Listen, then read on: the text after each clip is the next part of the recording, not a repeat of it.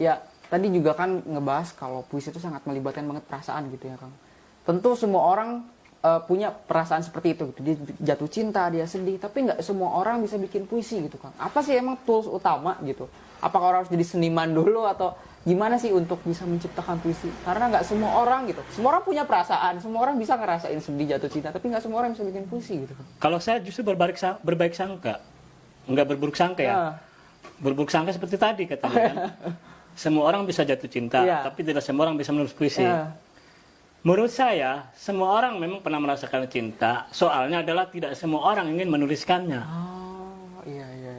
Ketika mereka menuliskannya, mereka akan menemukan bahasanya dan bahasa dia. Saya jatuh cinta SMA, Ya. membuncah. Jadi catatan kecil dalam sebuah deret namanya puitis. Dan itu modal awal kita berlatih kan. Misalnya sejak aku ketemu kamu di kelas itu, hatiku jadi galau segala macam kayak gitu. Itu puisi modal awal, tidak masalah. Menggambarkan dulu Ya, aja menggambarkan. gitu ya. Artinya kejujuran yang paling penting dalam seni itu menurut saya adalah kejujuran. Kejujuran itu apa? Kejujuran itu kemauan orang untuk mengekspresikan pengalaman hidupnya menjadi ekspresi yang dia apa adanya dia. Dia bisa menjadi puisi yang memang menggambarkan karakternya dia.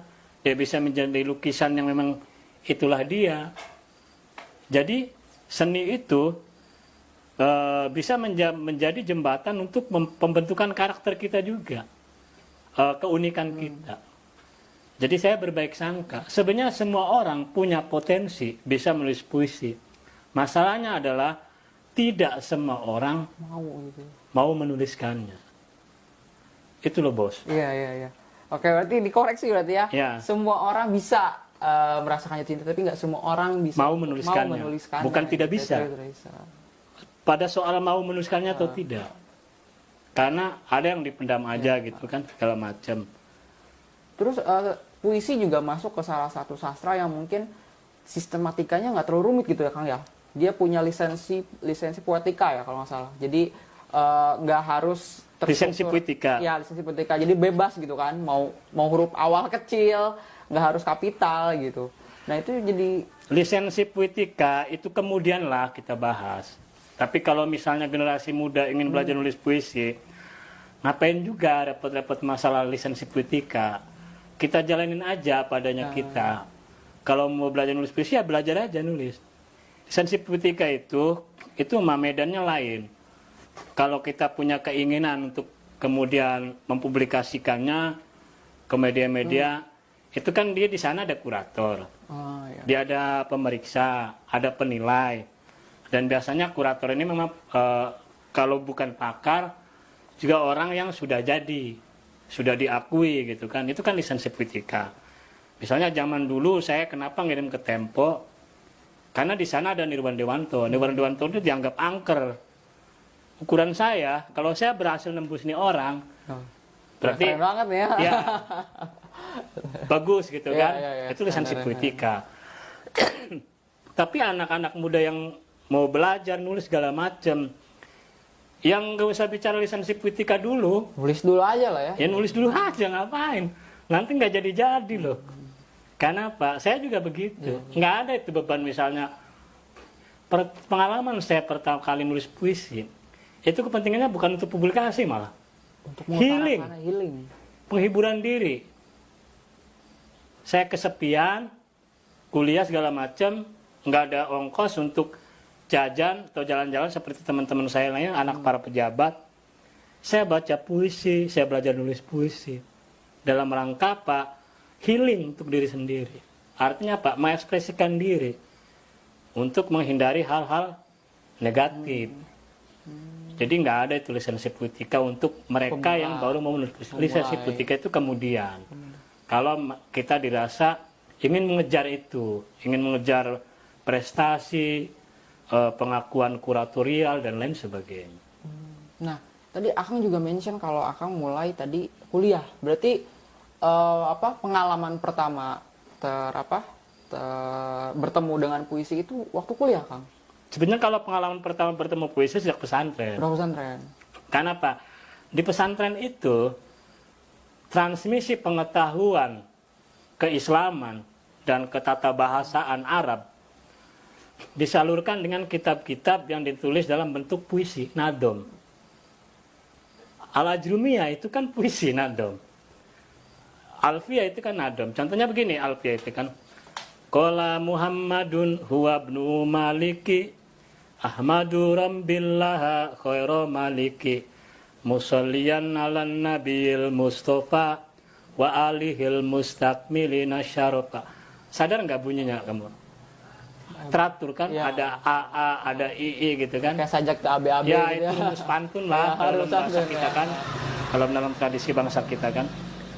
Dan banyak kitab-kitab disampaikan seperti itu.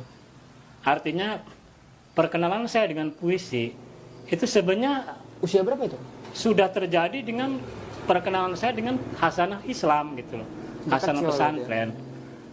Nah sambil sekolah, di sekolah juga kan mengenal pelajaran bahasa Indonesia kan. Ya, kita belajar Di situ sastra. bersentuhan dengan contoh-contoh puisi dari para penyair Indonesia gitu kan, kayak Amir Hamzah, mangsa aku dalam cakarmu gitu kan, bertukar tangkap dengan lepas, itu puisi kan. Artinya ada apa ya, mantra yang memukau dalam bahasa itu. Jadi bahasa puisi itu bahasa yang memukau. Orang kan kita tidak kepikir tuh kalau bukan oleh Amir Hamzah didahului kan, ada bahasa mangsa aku dalam cakarmu bertukar tangkap dengan lepas. Bahasanya emang ini banget ya. Nah itu salah satu kehebatan puisi itu, dia menciptakan bahasa baru dan dia menciptakan ungkapan-ungkapan baru. Makanya seringkali para penyair yang dianggap berhasil adalah mereka yang juga mampu menghadirkan ungkapan-ungkapan yang tidak lagi klise gitu loh. Oh, iya. Dia segar gitu kan, kayak Sapardi tadi Iya, yang kau tadi. suka itu kan. Aku ingin mencintaimu dengan sederhana, seperti api pada kayu yang menjadikannya Abu. abu. Itu kan hanya mungkin ditemukan oleh seorang bukan jurnalis. Iya. Dia hanya mungkin ditemukan oleh seorang penyair. Karena apa? Karena bahasa puisi adalah bahasa bagaimana kita menciptakan bahasa-bahasa yang segar. Sedangkan bahasa berita dia harus apa adanya. Iya. Dia nggak boleh multi makna. Iya. Dia nggak boleh multi tafsir. Karena ketika berita menjadi multi tafsir, itu tidak diakui sebagai yang valid. Kok berita kebenaran. ambigu katanya. Iya. Puisi harus ambigu malah lebih bagus. Ah. Karena apa? Dengan ambiguitas puisi itu, dengan puisi yang makna yang bercabang gitu ya. bercabang itu, justru kemenangan menjadi menarik, menjadi penasaran kita untuk sebenarnya dia pengen ngungkapin apa sih gitu kan. Jadi memang puisi yang baik itu puisi yang mungkin makin multi tafsir gitu ya Kang ya. Ya, Yang apa? Si penulisnya ini dia nggak bilang nih artinya apa, tapi Ya. orang-orang oh ini maknanya ini, terus disesuaikan sama apa kehidupan orangnya, kan selalu gitu ya pasti. Apa untuk memaknai sebuah puisi kadang kita juga harus melihat latar belakang orangnya, ya. kapan ini dibuat, situasi apa yang sedang dihadapi gitu ya Kang. Karena penyair juga bukan penafsir puisinya. Dia boleh ditanya sejauh proses kreatifnya aja. Soal mendefinisikan makna puisinya itu urusan kritikus dan penganalisa. Kalau teori sekarang ya, karena subjektivitas lagi nanti kalau ditanya ke penyair kan.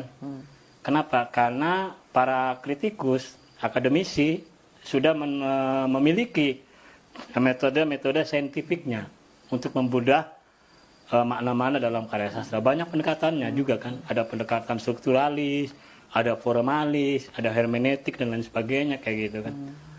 Itu terlalu tinggi lah. Kita keluar dari itu aja dulu. Saya dasar dulu aja Ah. gitu ya.